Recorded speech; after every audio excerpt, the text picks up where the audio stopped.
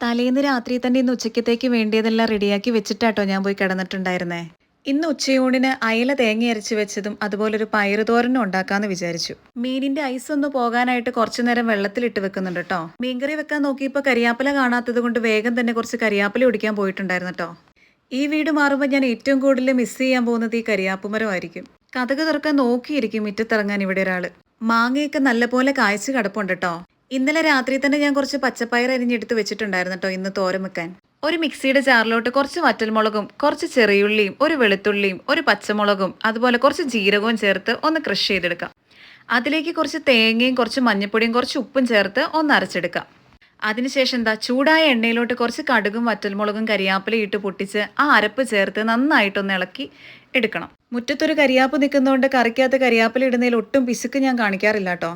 എല്ലാ കറിയിലും നിറയെ കരിയാപ്പില ഇടുന്ന ശീലം എനിക്ക് എൻ്റെ അമ്മയുടെ കയ്യിൽ നിന്ന് കിട്ടിയതാട്ടോ. അപ്പോൾ ആ അരപ്പിലോട്ട് നമ്മുടെ പയറെല്ലാം തട്ടിയിട്ടിട്ടുണ്ട് കേട്ടോ. ഇനി അതൊന്ന് അവിടെ ഇരുന്ന് വേകട്ടെ.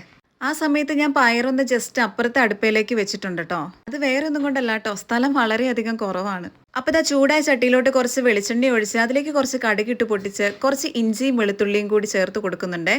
അതിൻ്റെ ആ പച്ചമണം മാറാൻ വേണ്ടിയിട്ടൊന്ന് നന്നായിട്ടൊന്ന് ഇളക്കി കൊടുക്കാം കേട്ടോ. അപ്പോൾ അതിൻ്റെ പച്ചമണമൊക്കെ ഒന്ന് മാറി വന്നപ്പോഴത്തേക്കും അതിലേക്ക് നമ്മുടെ മുളക് പൊടിയും മഞ്ഞൾപ്പൊടിയും കുറച്ച് മല്ലിപ്പൊടിയും ചേർത്ത് നന്നായിട്ടൊന്ന് ഇളക്കി കൊടുക്കുന്നുണ്ടേ. ഞാൻ തേങ്ങ അരച്ച മീൻകറി അധികം ഇവിടെ ഉണ്ടാക്കിയിട്ടില്ല കേട്ടോ.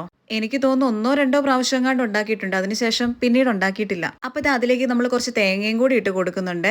അതും കൂടി ഇതിൻ്റെ കൂടി ഇട്ടൊന്ന് മിക്സ് ആക്കി എടുക്കണം. അപ്പോൾ നമ്മുടെ പയറുതോരൻ ഇവിടെ റെഡി ആയിട്ടുണ്ട് കേട്ടോ. ഇനി നമ്മുടെ തേങ്ങയുടെ ചൂടൊന്ന് മാറിയതിന് ശേഷം മിക്സിയിലൊന്ന് നന്നായിട്ട് അരച്ചെടുക്കണം. തേങ്ങയുടെ ചൂട് പോകുന്ന സമയം കൊണ്ട് ഞാൻ കുറച്ച് പാത്രങ്ങൾ കഴുകി എടുക്കുന്നുണ്ട് കേട്ടോ. ഇന്നെന്തോ പാത്രങ്ങളെല്ലാം വളരെ കുറവാട്ടോ. പണ്ടൊക്കെ വീട്ടിൽ കഴുകാനുള്ള പാത്രം കാണുന്ന സമയത്ത് ഞാൻ അമ്മയോട് ചോദിക്കുമായിരുന്നു കേട്ടോ, ഇതിന് മാത്രം എന്താ ഈ വീട്ടിലുണ്ടാക്കി, എന്തു പാത്രമാണ് കഴുകാനുള്ളത്? അന്ന് അമ്മയോട് ചോദിച്ച ആ ചോദ്യം ഇന്ന് ഞാൻ എന്നോട് തന്നെ ചോദിച്ചുകൊണ്ടിരിക്കുക. അപ്പോൾ നമുക്കിനി മീൻകറിയുടെ ബാക്കി പരിപാടി നോക്കാം. ചൂടായ എണ്ണയിലോട്ട് കുറച്ച് ചെറിയുള്ളിയും അതുപോലെ തന്നെ കുറച്ച് കരിയാപ്പിലയും ചേർത്ത് കൊടുക്കുന്നുണ്ട്. പിന്നീട് നമ്മൾ നേരത്തെ അരച്ച് വെച്ച് നമ്മുടെ തേങ്ങ അതിലേക്ക് ചേർത്ത് കുറച്ച് വെള്ളവും കൂടി ഒഴിച്ച് നല്ലപോലെ ഒന്ന് മിക്സ് ചെയ്തെടുക്കുന്നുണ്ട്. കൂടെ കുറച്ച് കൊടമ്പുളിയും അതുപോലെ തന്നെ 2 പച്ചമുളകും കുറച്ച് ഉപ്പും ചേർത്ത് കൊടുക്കുന്നുണ്ട്.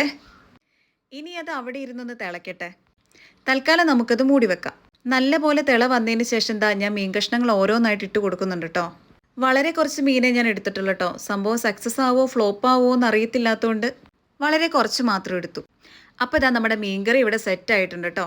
അപ്പോൾ നമ്മുടെ മീൻകറിയിലോട്ട് കുറച്ച് വെളിച്ചെണ്ണ അതുപോലെ തന്നെ കുറച്ച് കരിയാപ്പിലയും കൂടി ഞാൻ ഇട്ട് കൊടുക്കുന്നുണ്ട്. മീനേക്കാൾ കൂടുതൽ ഇതിനകത്ത് കരിയാപ്പിലയാണെന്നാ തോന്നുന്നത്. അപ്പോൾ ഒരു 10-15 മിനിറ്റ് കഴിഞ്ഞപ്പോഴത്തേക്ക് നല്ല ചൂട് ചോറിലോട്ട് കുറച്ച് മീൻകറി അതുപോലെ തന്നെ നമ്മുടെ പയറുതോരനും കൂടി എടുക്കുന്നുണ്ട് കേട്ടോ ഞാൻ.